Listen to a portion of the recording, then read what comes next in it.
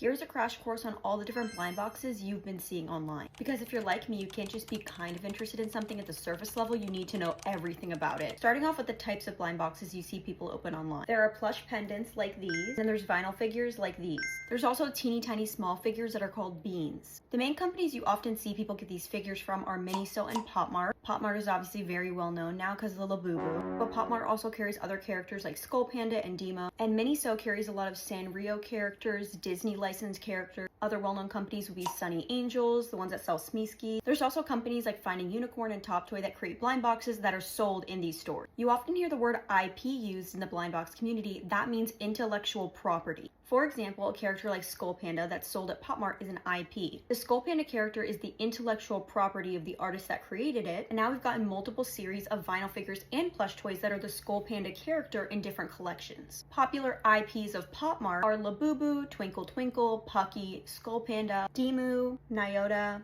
Peach Riot, Innisol, Molly. Pop Mart has a ton. It gets a little more confusing with Miniso if they have individual IPs because there's a lot of licensed Disney products. So a lot of things you see at Miniso are licensed characters of other companies that have collections of blind boxes at Miniso, like the very popular Eat Something Before Bed Stitch or this new Gen Z Stitch. Recently, Top Toy's been super popular for these Sanrio bag pendants that everyone has. And then, of course, the other companies I mentioned, like Smeesky, and an old one I've had since I was a kid, Tokidoki's Unicornios. Tokidoki's Cactus Pups were some of my first blind boxes when I was in like elementary school. I'm constantly seeing new brands, new series that I want to collect, mostly through unboxing YouTube videos. At first, I was really obsessing over the plush pendants, but the vinyl figures have really gotten me recently. My next interest is definitely the Finding Unicorn Shinwoo figures. They're these like adorable little bears with really spooky kind of outfits. I hope this was at least a little informational because when I first started collecting these, I had no idea where to get them, who made them. Now I've discovered maybe too many possibilities of things to collect in addition to everything else I already collect.